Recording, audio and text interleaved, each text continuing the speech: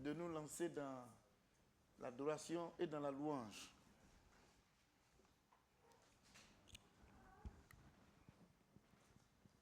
Ce matin, je crois qu'on est au 2. C'est le 2, non? 2 mars. On est au 2 mars. Nous bénissons le Seigneur. Voilà. Doucement, doucement, on est en train de traverser l'année 2025. Et on est dans le 3e mois. Et nous rendons grâce à Dieu. J'ai très vite compris. J'étais encore aux 2 plateaux, je me rappelle encore bien. Un 31, les gens étaient en train de se faire des accolades. Bonne et heureuse année. Et beaucoup d'argent, beaucoup de santé, beaucoup de ceci. Mais je leur dis que je suis désolé. Mais tout ce qu'on est en train de faire là est faux. C'est bien, bel et bien le contraire de tout ce qu'on est en train de dire là qui va arriver. Et chaque année, la situation ira de mal en pire.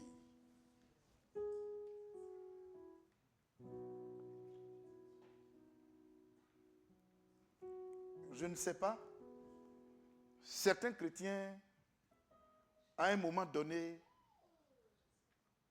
font un zoom sur leurs difficultés et accusent ceux qui sont autour d'eux. Parce qu'à cause de ce qu'ils ressentent, ils se disent, mais je souffre comme ça et puis il n'y a personne pour me venir en aide. Oh, j'aurais pu être l'une de ces personnes ce matin. Parce que je passe par des moments extrêmement difficiles. Extrêmement difficiles. Vous ne pouvez pas comprendre. Je me réveille avec des maux de tête. Je suis épuisé. Tout s'écroule autour de moi. Quand vous avez des problèmes, vous m'appelez.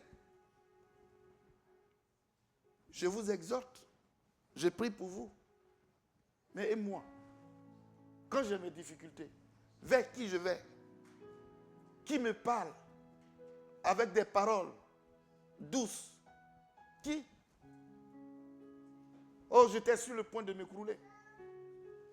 Et je peux vous le dire. Et je le dis devant les caméras. J'étais sur le point de m'écrouler.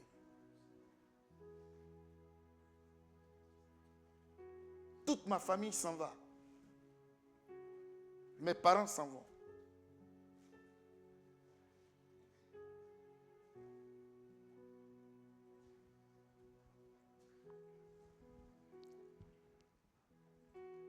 C'est dur. C'est vraiment difficile. Mais je ne me mets pas là comme ça. Pour dire ce que moi aussi je ressens. Et pour accuser qui que ce soit. Mais ce matin, je suis l'homme le plus heureux. Parce que Dieu parle. Et il y a la vie dans sa parole. Et sa parole guérit nos cœurs.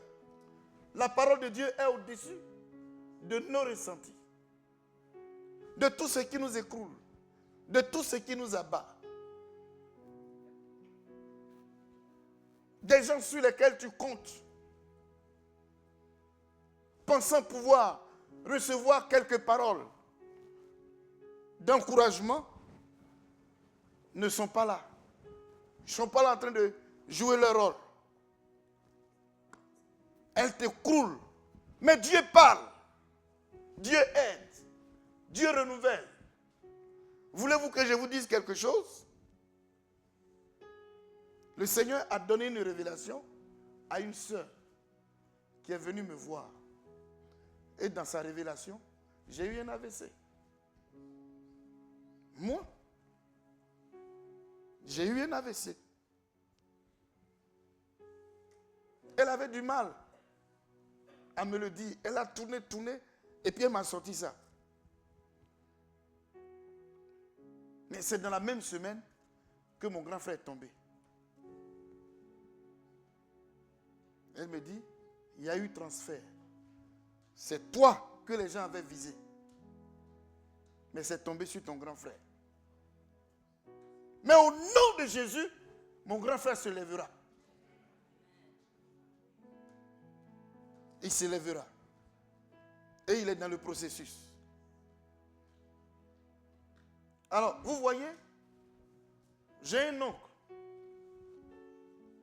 Il n'y a que 2 mois, plutôt 2 ans, entre lui et moi. Et lui, il est de la même promotion que mon grand frère. Donc, quand il a appris que mon grand frère est tombé malade, habitant à Sikensi, il a quitté Sikensi pour venir à Abidjan. Et c'est lui qui le transportait pour aller à l'hôpital pour faire sa rééducation. Dans la même semaine, il a eu un mal. Il a piqué une crise, on l'a envoyé à l'hôpital, il est mort. Vous ne pouvez pas comprendre. Et on l'a enterré hier. Et quand ma mère a appris ça, quand on lui a annoncé la nouvelle, elle a pleuré. La vieille est restée dedans. Elle a perdu l'équilibre. Elle ne reconnaît plus les gens. On lui donne à manger maintenant. Vous voyez?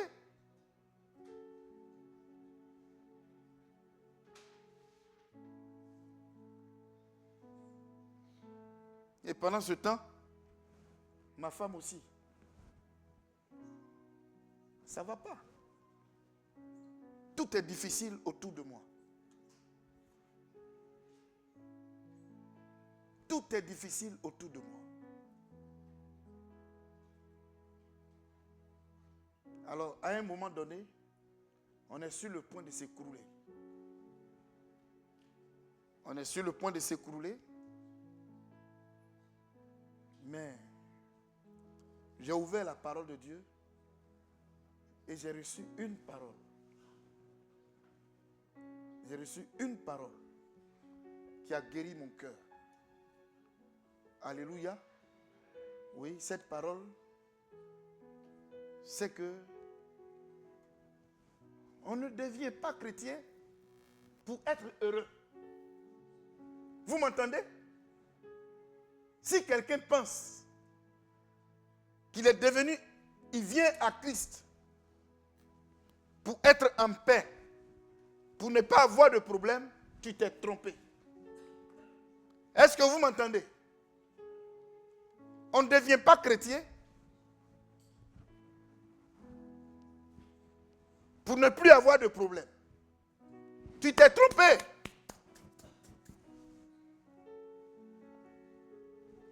On devient chrétien pour souffrir pour Christ. On devient chrétien pour gémir pour Christ. Et c'est pour cela que beaucoup de ceux qui sont assis ici ne peuvent pas aller jusqu'au bout. Parce que tu ne peux pas pardonner. Tu ne peux pas pardonner. Tu ne vas jamais pardonner. Ce qu'on te fait là, tu as fait aussi à l'autre. Non, tu ne peux pas être chrétien. Tu es là pour la forme. Tu ne peux pas donner ce que tu as là. Tu ne peux pas partager. Parce que tu n'en as pas assez. Donc, tout ce que le Christ dit là, toi tu ne peux pas mettre ça en pratique. Vous me suivez? Toi, on ne peut pas te critiquer. Si on te critique, si tu as appris, tu dois tout brûler. Toi, tu ne peux pas rester sans argent. Si tu n'as pas d'argent, tu vas gâter tout autour de toi. Et même tu peux aller voler. Toi, on ne peut rien faire à ton parent, à ton père, à ta mère, à ton enfant. Si quelqu'un, par malheur, a touché ton père, ta mère, tu vas violer toutes les lois qui se trouvent dans la parole de Dieu. Or, c'est pour ça qu'on est venu à Christ. Et c'est pour cela que notre leader, qu'on appelle Christ, s'appelle l'homme habitué à la souffrance. Ce matin, je t'informe. Je t'informe. Et ça là, c'est dit autrement dans les évangiles. Que celui qui veut me suivre se charge de sa croix. Il y a beaucoup d'églises, hein, et beaucoup de personnes disent, j'aime le Seigneur, j'aime le Seigneur, j'aime le Seigneur. Mais la Bible nous dit que l'amour de Dieu consiste à mettre en pratique sa parole. Si tu ne peux pas mettre ses commandements en pratique, ce n'est pas la peine. Et c'est pour cela que c'est un choix. D'autres ont choisi de ne pas changer. C'est mon caractère. C'est comme ça que je suis. Laisse-moi tel que je suis. Tu iras en enfer. C'est un choix que tu fais. Ce n'est pas parce que les autres qui pardonnent. Ce n'est pas parce que ceux qui ferment la bouche sont bêtes. Ils peuvent faire autant que toi. Ils peuvent même faire plus que toi. Mais c'est parce qu'ils craignent le Seigneur. C'est pour cela ils se maîtrisent. Ils ne disent rien. Sinon, regardez, vous les jeunes filles. Beaucoup ici ne sont pas mariés. Et les garçons vous draguent. Pourquoi vous n'acceptez pas? Mais c'est parce que vous craignez Christ. Alléluia. Vous auriez pu avoir des gens pour vous aider à payer vos billes. Mais vous dites, je préfère me battre pour ne pas me livrer à ces choses. Parce que Christ n'aime pas ça. Or, en adoptant une telle position, mais quelqu'un comme ça, il ne dort pas la nuit. Parce que c'est un problème psychologique pour toi que de ne pas être capable de payer tes billes ou d'être sous une quelconque tension. Qui veut évoluer dans ces conditions? Il n'y a que le chrétien. Et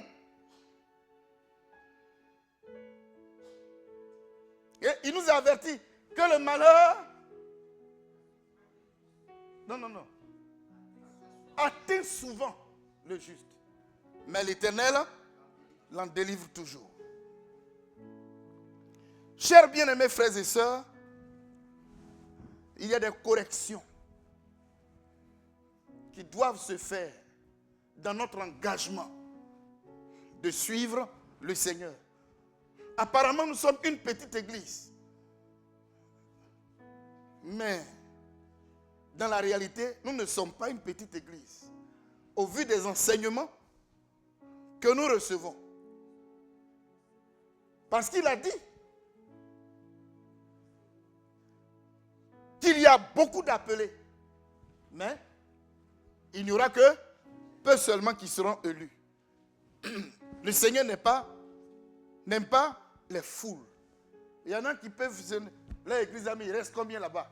Oh, je suis parti là-bas aujourd'hui même. Ils ne sont qu'une poignée. Il n'y a personne là-bas. Tu n'as rien compris. Tu n'as rien compris. Ici, ce n'est pas la loi de la majorité. Mais c'est la loi de la foi et de l'obéissance à la parole de Dieu. Je voudrais ce matin nous avertir que la vie chrétienne n'est pas facile.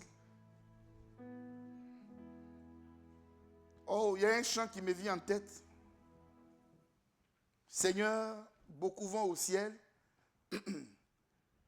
Est-ce que je pourrais...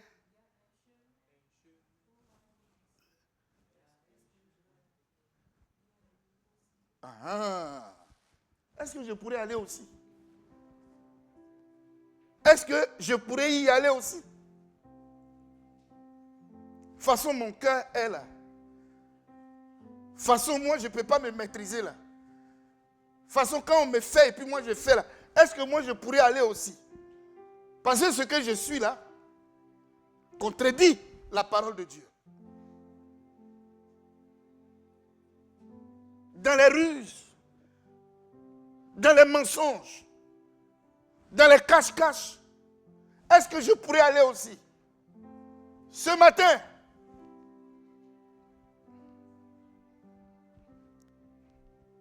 depuis hier soir, Dieu m'a parlé. J'ai dormi, je suis allé au lit à 1h30 du matin. Et j'étais en train de ranger ces idées pour venir les partager avec vous. Amen.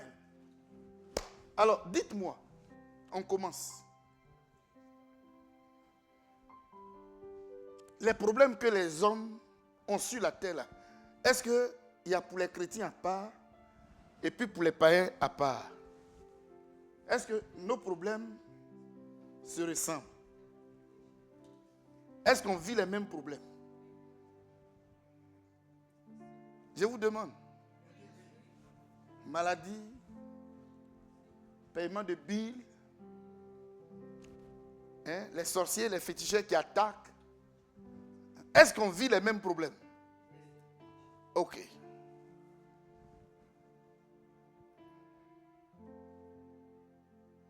Je voudrais aussi poser cette question. Nous le chantons. La paix, la joie, le bonheur. C'est pour qui? C'est pour les païens ou bien c'est pour nous? Hein? C'est pour nous. Maintenant, pour les païens, là, c'est quoi? Et ils cherchent quoi? Vous croyez que les païens, là, ils cherchent la maladie, la souffrance et la mort? Ça, c'est pour eux.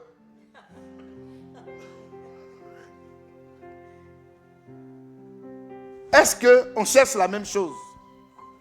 Païens et chrétiens. Ah bon. Ah. Voilà le problème. Il faut qu'on soit clair dans cette affaire-là. Parce que finalement, il faut qu'on arrive à expliquer le contenu de notre conversion. Qu'est-ce que je recherchais dans le monde, que j'ai vu que c'était une erreur, et puis maintenant je suis venu à Christ, je suis en train de corriger.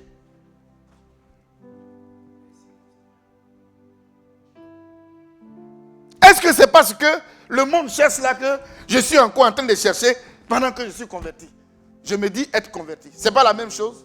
Je veux la richesse. Je veux me marier. Je veux avoir enfant. Je veux avoir voiture. Je veux avoir des terrains. Le païen, lui, il veut quoi? Alors, quand on vient à l'église, si on est en train de prier, on dit on va prier pour que le Seigneur nous bénisse. On demande quoi? Agis, Éternel. Agis, agis. Alléluia. On demande quoi?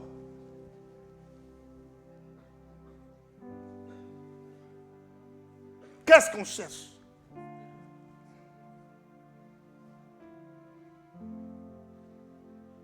Ce matin, je vais vous dire que quand Jésus est arrivé là, les disciples qu'il a rencontrés, ceux qui se sont approchés de lui n'étaient pas différents de nous, du point de vue des désirs de leur cœur. Vous vous rappelez? Un jour, Jésus a multiplié du pain. Et puis, les gars ont mangé. Le lendemain, il n'y a pas eu évangélisation. Et Jésus n'était même pas encore réveillé. Mais eux, ils étaient sur les lieux. Et quand Jésus les a vus, il leur a dit quoi? Vous êtes revenus parce que hier, vous aviez mangé hier là et vous étiez rassasiés. Donc vous êtes venus encore pour être rassasiés. Là où on va, et puis il y a rassasiement, il y a beaucoup d'âmes.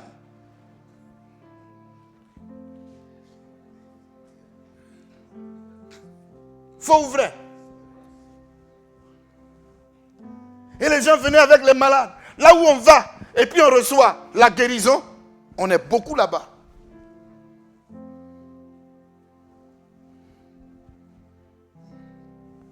Au point même qu'un jour, les pharisiens ont rencontré Jésus. Aujourd'hui, c'est quel miracle qui est au menu?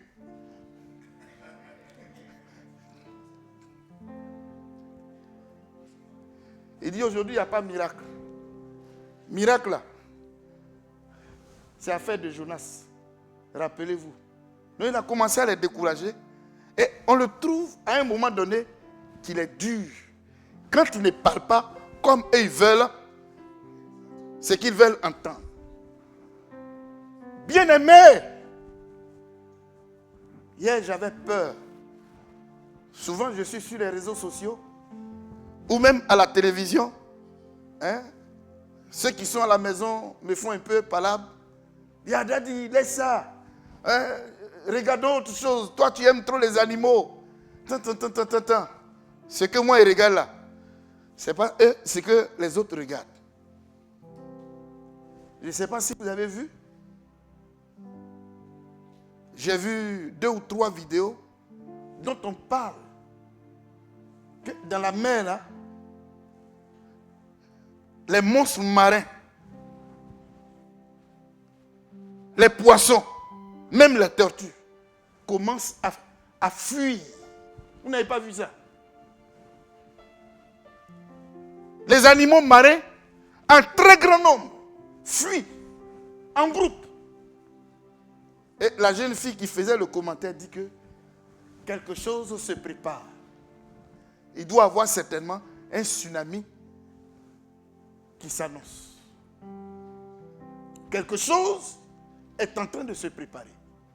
Les animaux savent ça. Et ils sont en train de fuir le danger. Si vous allez à la maison, suivez. Les temps sont mauvais. Alléluia. Les temps deviennent difficiles. Les temps deviennent difficiles. Vous m'entendez? Les temps deviennent difficiles. Dans les mois à venir, on ne sait pas ce qui peut arriver. Chers bien-aimés frères et sœurs, toi, parce qu'on t'a dit quelque chose, toi, parce qu'il y a eu telle chose, je ne vais plus à l'église, je ne salue plus un tel, moi c'est comme ceci, moi c'est comme cela, ce qu'on appelle la douleur là, tu n'as pas encore connu. Si tu veux évoluer avec Christ, tu dois accepter ce qu'on appelle la douleur, ce qu'on appelle la souffrance. Tu dois accepter ça. Et quand on n'est pas converti, on ne comprend pas ça. Celui qui n'est pas converti, il fuit là où il y a les problèmes. Moi, je ne suis pas venu chercher les problèmes. Dès l'instant que ta maman t'a mise au monde et puis tu avais fier. Quelle est la première attitude du bébé? Il crie, il pleure. C'est le baptême en fait. C'est que tu es rentré dans le problème. Et c'est ça la vie chrétienne. On ne vient pas ici pour être en paix. Mais on vient ici pour souffrir pour Christ. C'est bien rentré? Vous allez me dire, mais... Et quand le Seigneur dit, venez à moi, vous tous qui êtes fatigués, et je vous donnerai du repos. Quel repos? C'est là-bas. Le repos dont on parle, c'est un repos du cœur. Il y a les problèmes, il y a les difficultés, mais tu sens une paix intérieure. Les problèmes sont là. C'est difficile, mais tu as une paix intérieure. C'est de ça qu'il est question. Mais dis que autour de toi, tu n'auras plus de problèmes. C'est un mensonge. Ce n'est pas la vérité. Est-ce que c'est clair?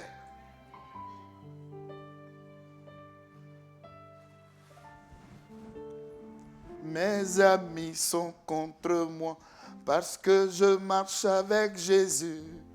Je marche avec Jésus. Je marche avec Jésus. Mes parents sont contre moi parce que je marche avec Jésus. Chaque jour, je marche avec Jésus. Alléluia, je marche avec Jésus. Je marche avec Jésus. Je marche avec Jésus. Alléluia, je marche avec Jésus. Chaque jour, je marche avec Jésus. Quand il dit il marche avec Jésus, il marche en quoi faisant? En supportant la douleur de ce monde, la souffrance de ce monde, le rejet de ce monde, la moquerie de ce monde, la pauvreté de ce monde, les maladies de ce monde, toutes ces douleurs-là. Ta foi transcende tout ça.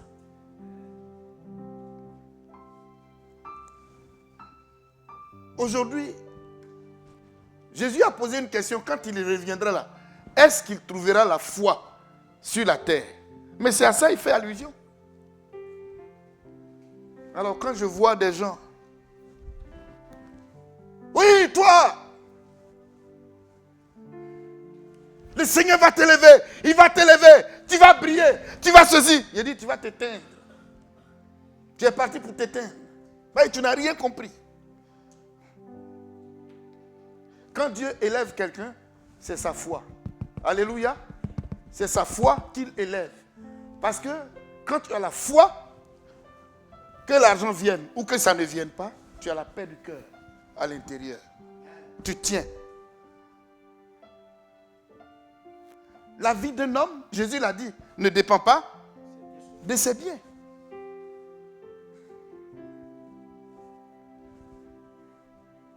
Et c'est pour cette raison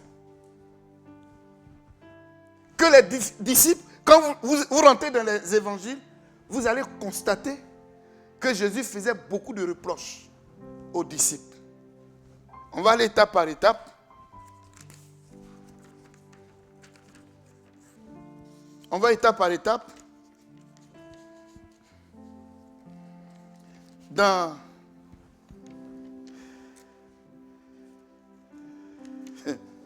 Matthieu 8, le verset 23 à 27, on voit déjà là que Jésus même était dans la barque et puis avec ses disciples. Et tu peux lire. Il monta dans la barque et ses disciples le suivirent. Et voici, il s'éleva de la mer une si grande tempête que la barque était couverte par les flots et lui, il dormait. Les disciples... Attends. Vous entendez ça?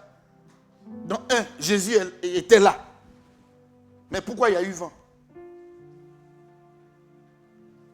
Bon, on va voir la réaction de ceux qui étaient dans la barque. Les disciples s'étant approchés, le réveillèrent et dirent, « Seigneur, sauve-nous, nous périssons. » Ah bon?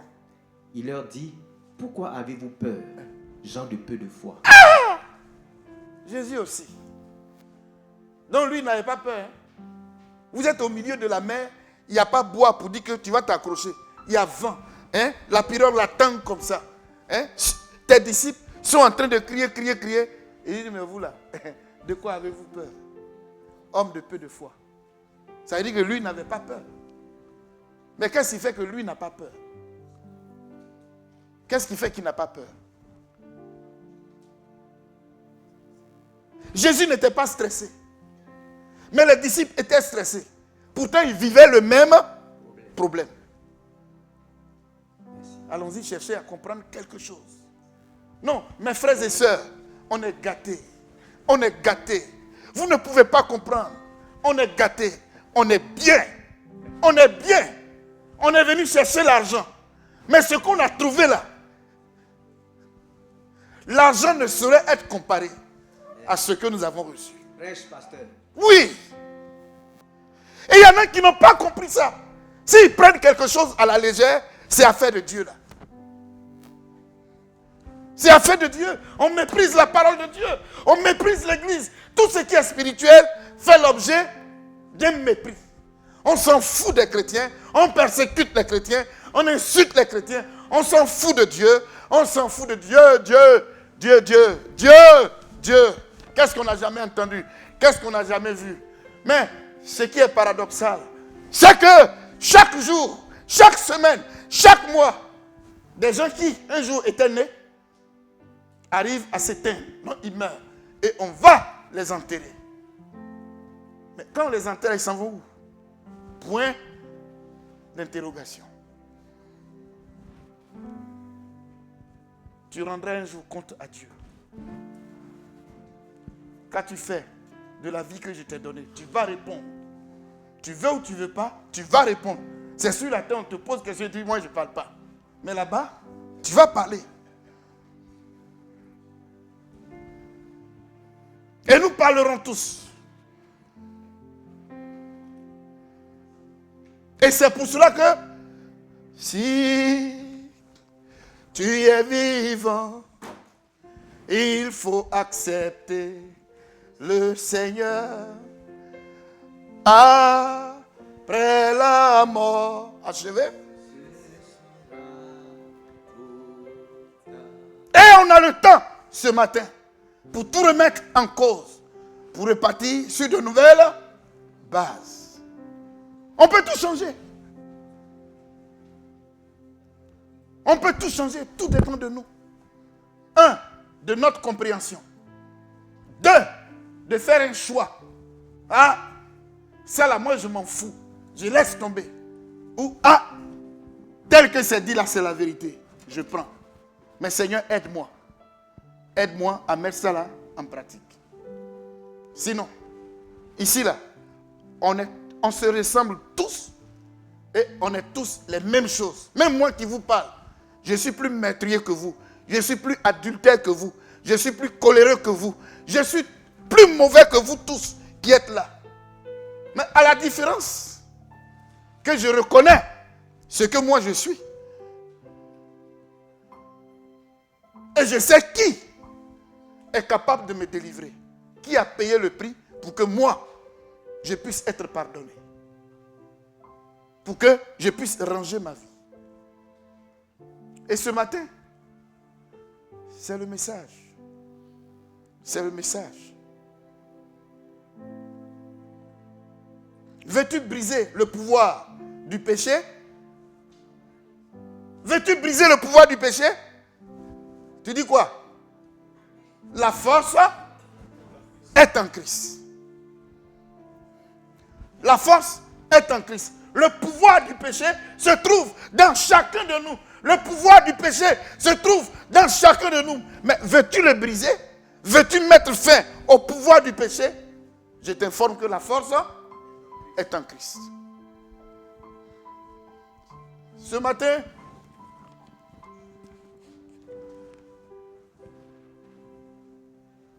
homme de peu de foi, Jésus dira à ses disciples, hommes de peu de foi. Leur foi là, leur foi en Christ, leur foi en Christ,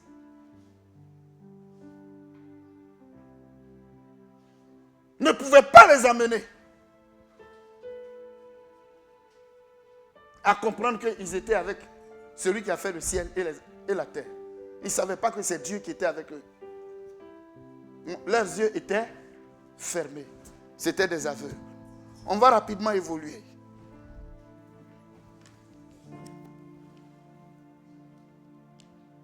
Un jour, les disciples ont commencé à réfléchir. Peut-être qu'il y a un qui a vu une petite barbe blanche dans le nez de Jésus ou bien sous son menton. Donc ils ont commencé à... Mais Seigneur, dans ça là, ce qui est sûr, on est né pour mourir. Hein. Quand tu es parti là, nous on va rester. Mais entre nous là, qui sera le plus? Qui sera le plus? Le plus grand. Et Jésus va leur dire que le plus grand, c'est celui qui sera le serviteur de tous. Vous voyez leur question, leur manière de parler, leur conception de la vie. Qui va le succéder? Qui sera le plus grand? Devant qui les autres vont venir faire allégeance? Mais, dans la conception de Jésus, lui, vient leur dire que non, non, non. Dans les principes qui gouvernent le royaume, le plus grand, c'est celui qui se met au service des autres. Quand tu parles à quelqu'un, tu parles à quelqu'un, tu frappes quelqu'un, tu fais du mal à quelqu'un, et puis il ne dit rien, ce n'est pas parce qu'il est faible, mais il obéit à une loi. Alléluia. Donc, soyez mieux dans vos services. Soyez mieux là où vous êtes. Soyez faible. partout où vous êtes. Vous m'entendez? Apprenez à être faible. Apprenez à être faible. Et Paul, ayant compris le principe, dira, je suis fort quand je suis faible. Oh, que Dieu m'aide à continuer à être faible. Je vais être faible devant ceux qui sont forts. Je vais être faible. Et quand vous êtes fort, il y a le feu qui vient dedans. Et c'est ça qui met fin au mariage. C'est ça qui met fin aux amitiés. T'es fort dans une relation, ça met fin à cette relation. Ce matin, je vous invite à quelque chose d'extraordinaire.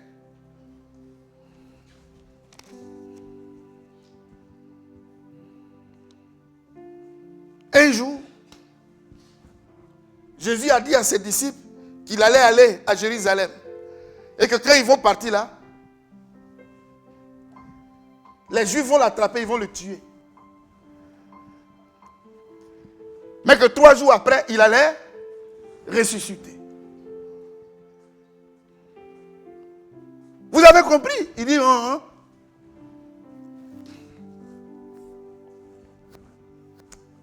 Pierre dit, Seigneur, non, tu es le Seigneur quoi. Ça, il n'y a rien à dire.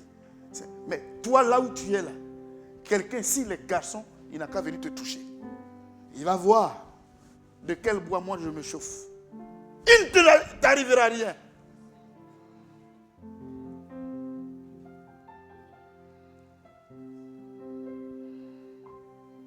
Et Pierre, quand lui il parle, il fait. D'abord, le Seigneur lui a dit, arrière de moi, Satan. Que tes paroles et tes pensées ne sont pas les pensées de Dieu. Mais Pierre n'avait pas gardé, il n'avait pas laissé son idée. Hein. Quand les moments durs sont venus, et que un certain, quoi il s'appelle, Malchus, c'est quoi? Malchus. Pierre a fait chier. Il a enlevé son oreille. Dis-moi, on ne joue pas et moi. Et le Seigneur lui a dit, range ton épée. Il a pris le bout de l'oreille du monsieur et il l'a collé à sa place. Avec une colle forte spirituelle. Mis à sa place. Et c'est resté. Alléluia. C'est lui qui a fait l'oreille. J'aurais pu appeler mon père pour m'envoyer une légion d'anges. Mais c'est pour ça là que je suis venu. Je suis venu pour souffrir. Il faut qu'on me tue. Il faut qu'on m'humilie. Il faut qu'on me maltraite pour que le monde entier soit sauvé. C'est pour ça que je suis venu. Alléluia.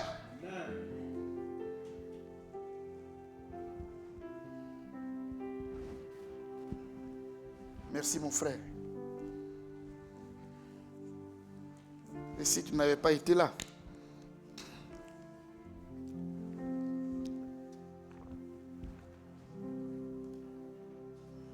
J'en viens à quelque chose. Hein? Jésus est allé à la croix, il est parti, ils l'ont effectivement tué. Les gens, les disciples, ils font comme ça. Ils regardent la route de Golgotha. Mais qui va oser aller là-bas? Quand on l'a mené à la croix, les gens, les disciples ont bien vu. Ils ont fait jusqu'à... Les femmes qui sont arrivées, et les femmes. Jésus. Elles sont allées jusqu'à arriver là-bas. Et quand elles sont arrivées, le Seigneur s'est révélé à elles. Alléluia. Et elles ont vu le Seigneur. Elles sont venues. Va m'arranger ça. Elles sont arrivées. Et elles sont venues voir les autres disciples pour leur dire que le Seigneur, effectivement, est ressuscité. C'est le téléphone qui a sonné. Hein? Laissez ça. Mais range ton téléphone. Éteignez-moi ça. Éteignez-moi tout ça. Le sac même, envoyez ça au dehors. Voilà. Alors, il y a problème.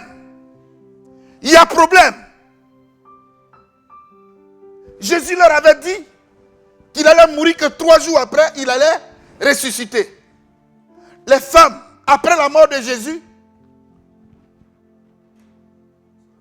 ont reçu la révélation. Elles ont parlé avec le Seigneur. Allez-y dire à vos frères que je suis ressuscité.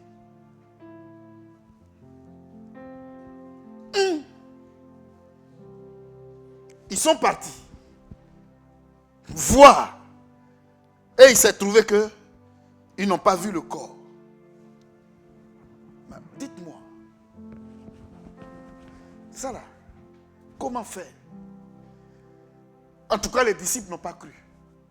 Je vous pose la question. Avait-il tort ou raison? Avait-il tort ou avait-il raison? Répondez-moi. Hein? Ils avaient tort? Non, on va voter. Il y a un groupe qui dit qu'ils avaient tort, il y a un groupe qui dit qu'ils avaient raison. Qui sont ceux qui disent que les disciples avaient tort?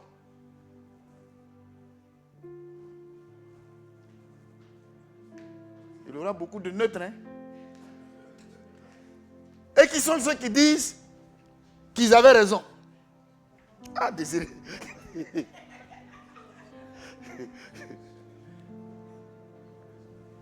Non, vous-même, non entre nous. Bon, la troisième question. Et si toi tu étais là, Stéphane, si tu étais parmi les disciples, qu'est-ce que tu allais faire? Tu allais croire ou bien? Non, dites-moi. Je vais entendre quelque chose de votre bouche. Hein?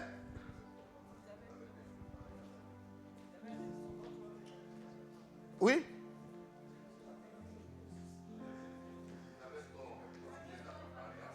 Hein? Il leur avait dit. Ok. Depuis que vous-même vous vivez là, nos parents meurent et puis on les enterre là. Qui est une fois sorti d'une tombe pour revenir à la maison. Et quand bien même, il arrive des fois où il y a des semblants de résurrection. Quand les gens se réveillent pour venir, qu'est-ce que vous faites? Non, répondez-moi. Oui, quoi, et puis quoi fait. Qu'est-ce que vous faites? Oui?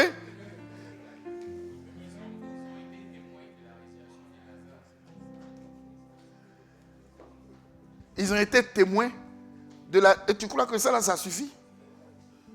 Pour écrouler tout le principe qui existe depuis Adam, que quand on meurt, on ne revient plus. Vous voyez? Même être incrédule, il y a des arguments très solides pour être incrédule. Ceux qui aiment, pour 1, 2, 3, et puis ils argumentent. Ils argumentent. L'argumentation sous-tend aussi notre incrédulité. Et ceux qui ne croient pas, ils ne croient pas dans le vide. Ils croient dans une doctrine. L'incrédulité est le fruit d'une doctrine. Parce qu'on a appris depuis notre existence que quand on meurt, on ne revient plus. Donc ce que Jésus a dit là, oui, on croit. Quand tu vas mourir, tu vas venir 3 jours après. Il a parlé. Et c'est comme ça aussi aujourd'hui là, beaucoup d'entre nous croyons. Je m'en vais vous préparer une place. Et quand j'aurai fini de vous préparer une place, je reviendrai vous prendre afin que là où je suis là, vous y soyez aussi. Qui croit? Voilà. Nous croyons comme les disciples. Parce que si nous croyons vraiment dans tout ça, on va le voir dans notre comportement de tous les jours. Si nous croyons dans les promesses du Seigneur, nous allons nous comporter comme des voyageurs sur cette terre.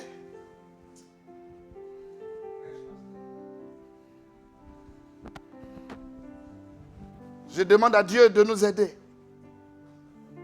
Quand des pasteurs se font des coups bas, à cause de l'argent, ou à cause de l'honneur, ou pour occuper la plus grande église. Quand pour une affaire de femme, on se bat, on se tire dessus. Quand pour de l'argent, pour les héritages, pour ceci ou pour cela, tout ce que je suis en train de citer n'a aucun lien avec les choses venant du ciel. Mais tout est terrestre. On ne croit pas. Notre degré de foi là, quand on dit que quelqu'un croit là, c'est à certains degrés. Il y a plusieurs degrés. Et toi, tu es à quel niveau? Et moi, je suis à quel niveau? C'est de ça qu'il s'agit. Alléluia. C'est maintenant on va lire notre test de base. Non, je ne vais pas durer. C'est maintenant on va lire notre test de base. Donc, ils étaient à une réunion un jour. Ils étaient là, un coup, fouet. Voici une apparition. Jésus apparaît. Quand il a apparu là, il y en a qui veulent, hey, les gars, attendez, c'est bien moi. À un moment donné, il y en a qui voulaient fuir. Il dit, si vous avez de la nourriture, donnez-moi. Est-ce qu'un esprit peut manger? Ils lui ont donné, et puis le regarde. Jésus m'a bien. Quand il a avalé, il dit, ah, donc les gars, ça doit être sérieux, hein? C'est vraiment lui. Jésus allait jusqu'à demander à l'autre là, Thomas, mets ta main dans les trous, hein, des pointes qui ont traversé ma chair. Voici mon côté. Mais on condamne les disciples. On condamne les pharisiens. Mais croire dans les paroles de Jésus qui dit que lui va mourir et puis ressusciter. Mais non. C'est fou. Quand quelqu'un meurt, il ne revient plus. Mais comment Jésus va faire pour revenir? Ce n'est pas possible. Donc ils avaient leur raison. Thomas avait raison. Parce qu'il est scientifiquement, il est scientifiquement prouvé que quand on meurt, on ne revient plus. Voici la doctrine. On t'a dit que tu as le cancer, non? Qu'il te reste 3 mois. C'est pas à cause de ça que tu dépéris là. Et le médecin a déjà dit, c'est notre doctrine. C'est une foi. Le résultat d'une foi réelle peut aussi être l'incrédulité. Et même, quelqu'un va te dire, madame, cette maladie que tu as là, ce n'est pas pour la mort. Je vais prier pour toi et puis tu vas guérir. Mais toi, tu dis quoi dans ton cœur? Pas dans ton cœur même. Laisse-moi tranquille, je prends ma mort. Tu as fait quoi et puis il est guéri? Je préfère mourir. On accepte le verdict de la mort que d'accepter le verdict de la santé, de la guérison. Ah, chers bien-aimés frères et sœurs, je vais vous dire quelque chose. Je vais vous dire quelque chose. Lis-moi Jean chapitre 20, le verset 22. Il s'est passé quelque chose. Il s'est passé quelque chose de mystique. Alléluia. Et c'est notre test de ce matin. Après ces paroles, il souffla sur eux et leur dit, recevez le Saint-Esprit. C'est bon. Alléluia. Regardez les anomalies dans la vie de ceux qui le suivaient, de ses disciples. Ils sont venus avec une tonne d'incrédulité. Ils sont venus avec, je dirais, des idées bizarres. Chacun était élevé dans sa famille. Ils avaient des convictions différentes, hein? Des arguments différents. Non, ils étaient là, tout mélangés. Ok. Jésus vient, il les réunit, et puis il fait quoi? Il souffle sur eux. Et quand il a soufflé sur eux, il a lâché une parole. Il a dit quoi? Recevez le Saint-Esprit. Gloire à Dieu. Seigneur, je ne suis pas digne que tu rentres sous mon toit. Dis seulement un mot, mon serviteur sera guéri. Oh, chers bien-aimés frères et sœurs, amenons Dieu à dire un mot sur notre vie. Que Dieu parle pour toi, que Dieu parle pour moi. Mais aussi que j'ai des oreilles pour entendre ce que Dieu dit. Parce qu'il parle. Mais comme nos oreilles sont fermées, on n'entend pas sa voix. À l'image du petit Samuel, que Dieu appelait, mais il courait pour aller vers le serviteur de Dieu, Élie. Dieu te parle, mais tu ne connais pas la voix de Dieu. Tu es étranger à la voix de Dieu.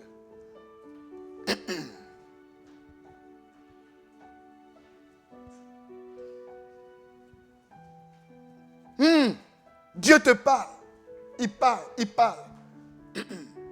Mais tu es trop loin. Tu ne peux pas entendre sa voix. Et il ne fait que crier. Ce n'est pas pour rien. Tu vis là où tu es. Ce n'est pas pour rien. Tu es dans ce service.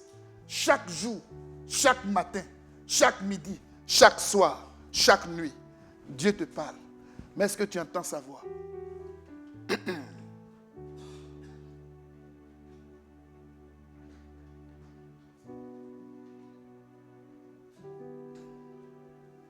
Oh, il a soufflé sur eux. Recevez l'Esprit. Recevez l'Esprit. Ce que Dieu a dit là. Rappelez-vous, quand Dieu a fabriqué Adam, il a fait quoi?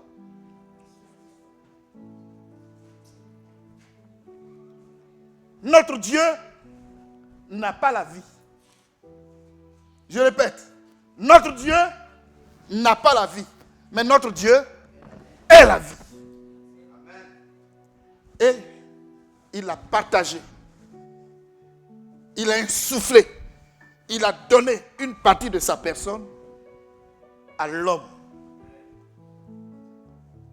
Et c'est pour cela que tu es créé à l'image de ce Dieu-là. Donc, ne te prends pas à la légère. Tu es important. Dis à ton ami que tu es important aux yeux de Dieu.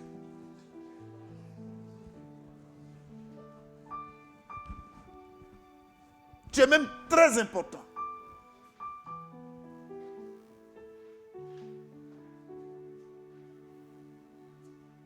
Tu es tellement important.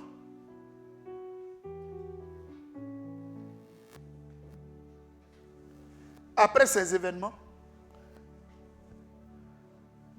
quand il a soufflé sur eux, après ces événements, il leur a dit quoi? Allez-y m'attendre. Où ça? À la chambre haute. Allez-y m'attendre là-bas. Et les disciples sont partis. Je dirais, ils ont fait combien de jours? Guerre. Ils sont partis. Les disciples sont partis. Ils ont tapé 10 jours. Dites-moi, ils étaient en train de faire quoi? Ils ont laissé leur boulot. Ils ont laissé leur foyer. Ils sont restés là-bas pendant 10 jours. Ils faisaient quoi là-bas?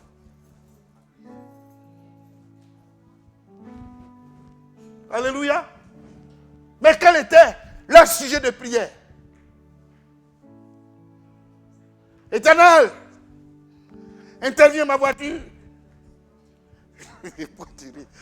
Mon terrain. Je l'ai volé mon terrain. Seigneur, étends ta main. Aide-moi. Je veux une femme. Je veux des enfants. C'était leur sujet de prière.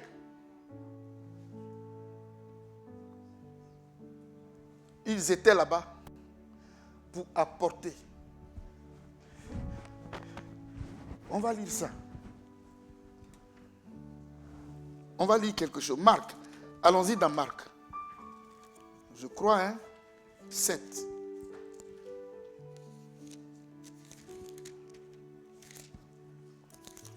Je crois.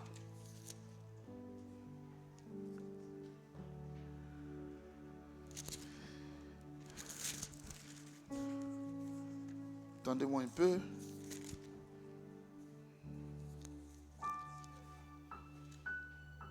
C'est 19. Voilà. Allons-y. Marc 7, à partir du verset 19. Suivez. Car cela n'entre pas dans son cœur, mais dans son ventre, puis s'en va dans les lieux secrets qui purifient tous ses aliments. Il dit encore, ce qui sort de l'homme, c'est ce qui souille l'homme, car c'est du dedans, c'est du cœur des hommes que sortent les mauvaises pensées. Alors doucement, il va aller doucement.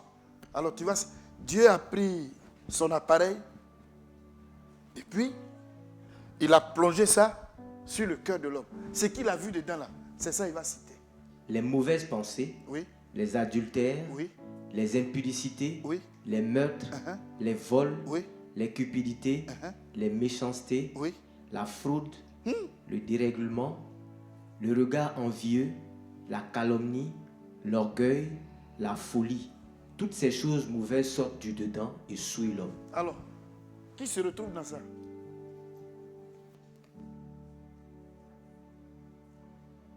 C'est ce que je suis. C'est ce que moi là, je suis. Quand Dieu a regardé mon cœur, c'est ce qu'il a vu dedans. Mais pour toi là, quand il a regardé pour toi là, il était propre.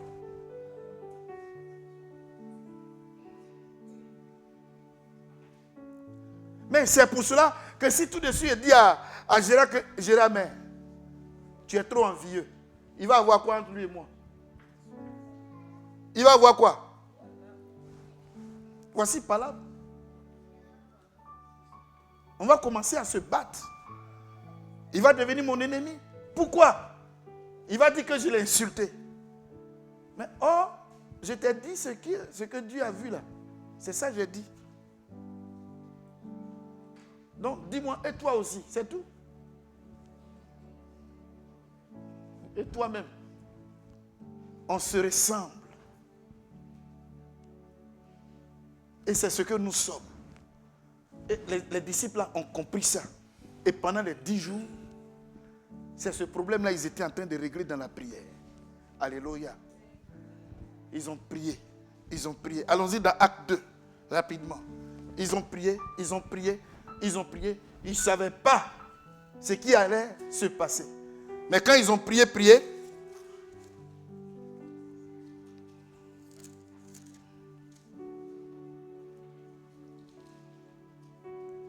oh.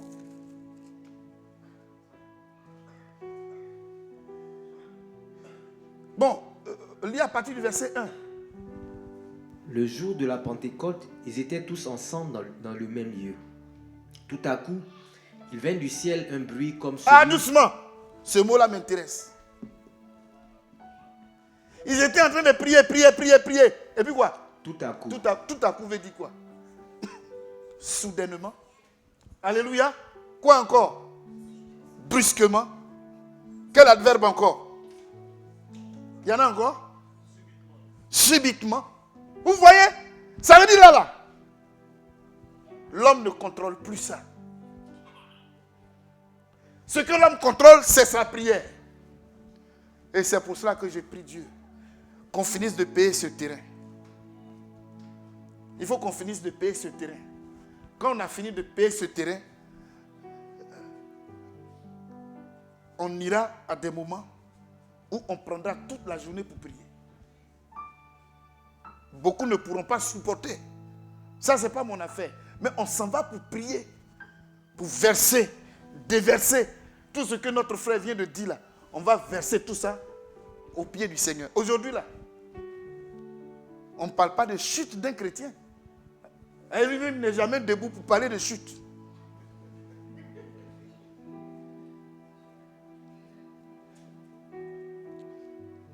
C'est quand tu es debout, on dit que tu es tombé. Les gens ne sont pas convertis. Et ils ne peuvent pas se convertir. Pourquoi? Parce qu'il n'a pas encore eu ce soudain. Il n'a pas encore eu ce tout à coup. Brusquement. Vous savez ce qui se passe? Dieu a fait sa part. Jésus a déjà soufflé sur les gens. Et la parole est déjà sortie. Il a fini, lui, son travail. Maintenant, la part de l'homme, c'est de partir à la chambre haute. Et mettre ce moment-là devant Dieu. Alléluia. Vous voyez?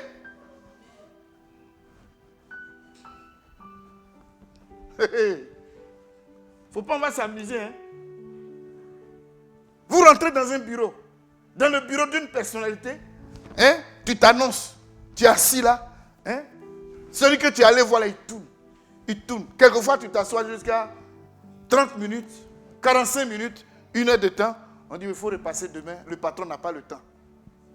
Demain, tu reviens à 15 heures. Tu fais quoi?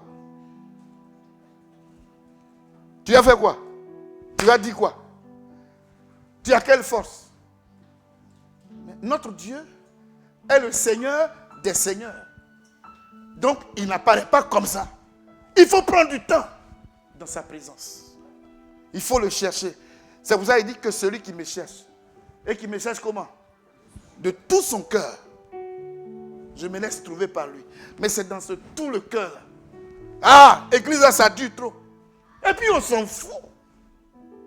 Va vaquer à tes occupations. Je suis en train d'adorer mon Dieu. Celui qui m'a donné la vie. Celui qui me protège. Celui qui me garde. J'ai un moment avec lui. Et il est prioritaire. Dans mon esprit, dans mon âme et dans toutes mes activités. C'est aussi simple que ça. Si tu as mis autre chose devant ce que je suis en train de dire, tu auras des problèmes avec ce Dieu-là. Parce qu'il est lui-même le maître du temps. Il est jaloux. Il faut comprendre ça. Il faut comprendre ça. C'est pour cela, lui-même, il nous a donné 6 jours. Et le 7e jour est réservé pour quoi? Mais le juif a tellement compris ça qu'ils ne prennent même pas casserole pour mettre sur le feu, pour préparer quoi que ce soit le dimanche. Et plutôt, le jour du sabbat, je vais dire. Non. Ils préparent tout. Et quand ils déposent, le jour du sabbat, ils viennent, ils mangent et ils ne lavent pas les assiettes. C'est le lendemain qui vont se livrer à ça. Parce qu'ils ont compris. Et ça est dans les 10 commandements. Il ne faut pas aller au champ. Il ne faut pas faire travailler ta servante ou ton serviteur. C'est écrit ou ce n'est pas écrit? Mais nous là, voici nos cultes. On est en position. Ah, il n'a qu'à faire vite. Ah, l'église qui ne finit pas là. Ah, c'est quoi? Moi, je m'en vais. Mais il faut partir. Dépasse ta maison. Va t'enterrer.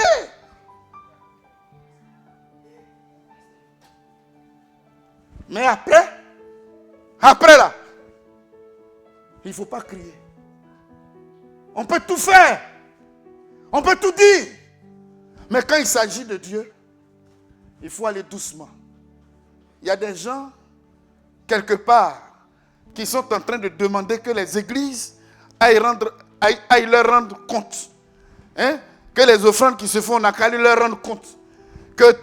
Ils vont être maîtres des cultes.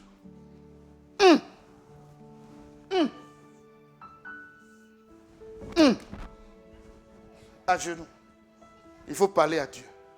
Vous m'avez compris, non? Laissez-moi tout près ici. Hein? Alléluia. Ce matin, laissez-moi vous dire une chose. Nous ne sommes utiles que par le Saint-Esprit. C'est le secret là qui est là.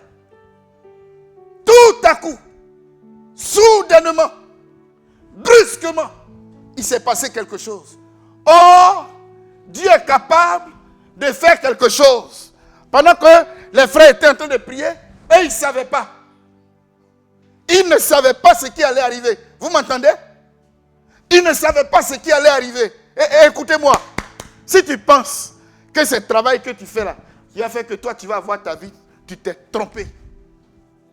Les disciples avaient aussi leur boulot. Les Matthieu, les Pierre, tout ça, il y avait des pêcheurs, quoi, tout ça là-dedans. Hein? Ils avaient leur boulot et tout. Mais dès l'instant que le feu là est descendu du ciel, est tombé sur eux, du coup, ils ont été engagés dans un autre boulot. Dieu a créé compagnie là tout de suite. Et tous, ils sont rentrés dedans. Alléluia! Ils sont rentrés dans un nouveau boulot. Il les a appelés à son service. Ce matin, chers bien-aimés frères et sœurs,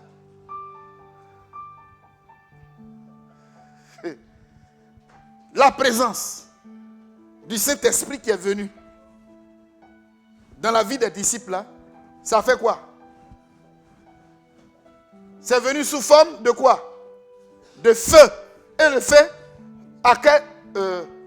réagit comment sur les objets? Ça consume. Ça va venir consumer quoi? Ce que Désiré a lu. Alléluia. Mon adultère, mon mensonge, mon vol. Alléluia. Le feu qui vient là, ça vient brûler ma colère. Ça vient brûler mes ruses. Ça vient brûler mon orgueil. Vous me suivez? Ce feu-là, ça brûle ça. Ça vient et puis ça consume. Mais il y en a... Feu! On dit quoi? Ramasser. Comment on dit ça même? Ramasser. Le feu est descendu. Oh, ramasser. Où on ramasse feu? Allez-y, ramasser feu.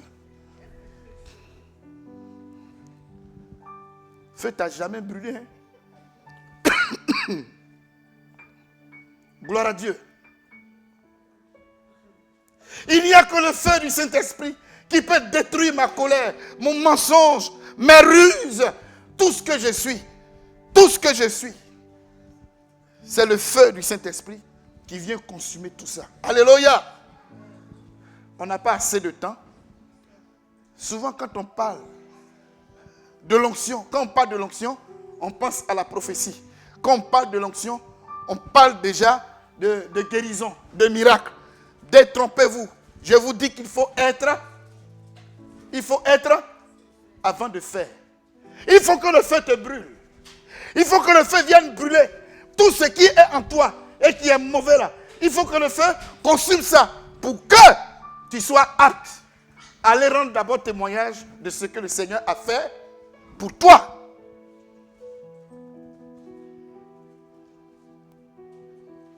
Et regardez, quand on parle des actes des apôtres, en fait, on devait mettre plutôt les actes du Saint-Esprit.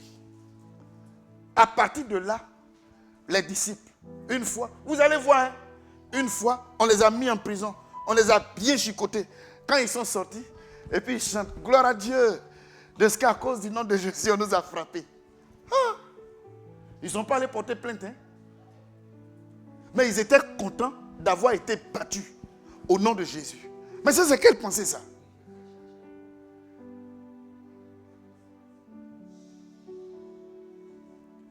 Et le Saint-Esprit avertissait les Paul là, que devant là, eh bien, ils vont vous frapper là-bas. Ils vont vous maltraiter. Et pour eux là, il faut aller vite pour qu'on les frappe. C'est quelle façon de faire? Mais c'est ça la vie chrétienne.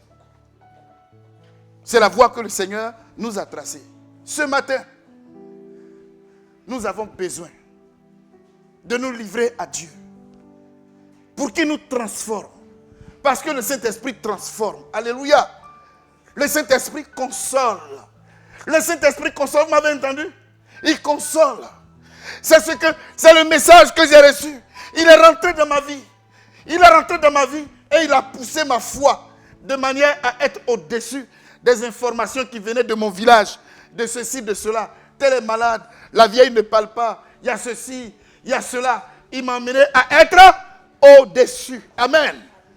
Amen. Pourquoi? Il m'a fait savoir que je suis un étranger sur cette terre. Hein? La terre n'est pas mon terminus. La terre n'est pas mon terminus. Mon frère, ma soeur, Dieu peut te transformer. Il est capable de te transformer. Mais il faut que tu reconnaisses que quand Dieu regarde ton cœur là, désirez-lui encore. Et on est là, et puis on se feinte. On est là, et puis on veut se jouer les saints. Non, voici ce que nous sommes. Sort de l'homme, c'est ce qui souille l'homme. Car c'est du dedans du cœur des hommes que sortent les mauvaises pensées, les adultères, les impudicités, les meurtres. Pourquoi tu vas vite comme ça? Va un peu. Les mauvaises pensées, oui. Les adultères, les impudicités, oui. Les meurtres, oui. Les vols, les cupidités, les méchancetés, la fraude, le dérèglement, le regard envieux, la calomnie, l'orgueil, la folie. Dans Point d'accord, l'émission Point d'accord, il y a un monsieur qui allait avec un enfant, on parle, mais arrivé sur ce point-là, il a raconté toute l'histoire jusqu'à arriver sur le point où la chose me s'est passée. Il dit c'est comme ça que, vous voyez, non, c'est comme ça. On lui a demandé, mais c'est comment? Là, il ne peut pas expliquer. Parce que quand on dit des choses comme ça, là, et de voir que c'est moi, on ne supporte pas. Ça atteint notre dignité. Or, c'est ça la repentance. On est appelé à avouer nos forfaits au Seigneur pour lui demander de nous aider. Et c'est ce que beaucoup ne veulent pas faire. Et ils demeurent dans leur situation, dans leurs conditions, et puis on ne peut pas prospérer. Ça empêche le Saint-Esprit de venir opérer, pour venir agir dans notre être, pour nous transformer. Mais tu vas à l'hôpital. Comme j'étais à l'hôpital un jour, celui qui était devant moi, quand il va arriver, il se met à côté, et puis après il se met derrière celui qui était devant lui.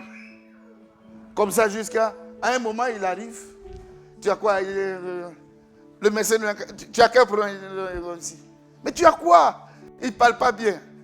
Il dit, gono.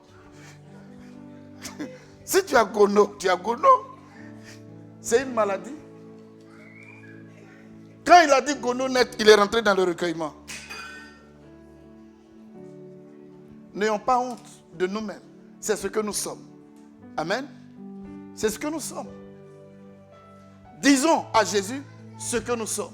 Ce qui n'est pas bien, mais qui se trouve en nous. Disons-le lui. Disons-le lui et il nous libérera. C'est pour ça que lui, il est venu sur la terre. C'est pour nous libérer, pour nous transformer.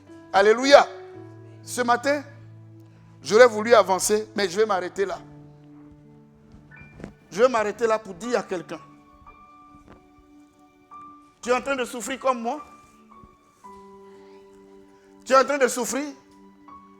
Tu es troublé? Tu es abattu? Tu es rejeté? Il n'y a qu'un secret. Et il faut le Saint-Esprit. Il te faut le Saint-Esprit. Et je donne ce message pour vous dire que ça sera le thème du mois. C'est le thème de ce mois. Nous allons parler du Saint-Esprit. Tout ce mois, on a besoin du Saint-Esprit. De manière individuelle et aussi collective. Amen. On a besoin du Saint-Esprit. Tu as besoin du Saint-Esprit dans ta vie. Tu as besoin du Saint-Esprit dans ton foyer, dans ton service, dans ta famille. En tout temps, en toutes circonstances, tu auras besoin du Saint-Esprit. Amen. Arrêtons les palabres. Tu as dormi, il y a un homme qui est venu bouffer ton dernier oreille, quoi. Ils n'ont qu'à bouffer. Hein? Laisse-les bouffer. S'ils veulent prendre pour faire brosse à dents, c'est leur problème. Toi, mets-toi à genoux et prie. Notre Dieu va ressusciter ton orteil. Il n'y a rien. Ne craignons rien. Mettons notre confiance en Dieu. Allons-y à la chambre haute. Apportons nos cœurs au Seigneur. Disons-lui ce qui est mauvais. Tout ce qui nous montre. C'est lui qui nous convainc de pécher. Ce qui est mauvais en nous là. Versons tout devant lui. Et demandons son secours. Il nous libérera. Parce qu'il va nous pardonner. Il va nous laver. Il va nous sanctifier. Il nous purifie. Et le Seigneur prendra son temps pour nous transformer. Notre Dieu transforme. Notre Dieu libère. Jésus-Christ sauve. Jésus-Christ guérit. Jésus-Christ libère. Amen. Jésus restaure. Amen. Le corps de l'homme. Le foyer de l'homme. Le travail de l'homme. Ce que tu penses avoir perdu là. Il est capable de le faire. Mais il ne le fera pas à l'extérieur de toi. Contre ta volonté. Il le fera à l'intérieur de toi. Avec ta volonté. Alléluia. Amen. Et tu as besoin d'humilité, de soumission. Abaisse-toi un peu. Tu montes trop. Tu as de la pâte. On peut te prendre pour faire bouffe l'auto. Abaisse-toi, humilie-toi. Accepte le verdict de Dieu. Laisse le Saint-Esprit te convaincre. Et tu vas voir si tu acceptes le verdict de Dieu. Mais tu vas voir. Et comment on accepte? Mais c'est en disant la vérité. C'est en disant la vérité. Imaginez un homme qui va vers sa femme pour lui dire, chérie, ce qu'on a eu comme problème hier là, vraiment, tu avais raison. Pardonne-moi. Et pour qu'un homme puisse faire ça là, il faut aller au ciel pour descendre. Vous m'avez suivi? On est orgueilleux. On est comme ballon. On nous met dans le... Ça sort. Il faut qu'on apprenne à nous humilier. On dit la vérité. On se répand, on s'abaisse pour que le Seigneur puisse nous libérer. Que son nom soit béni. Amen. On se tient debout et nous allons apporter nos cœurs au Seigneur.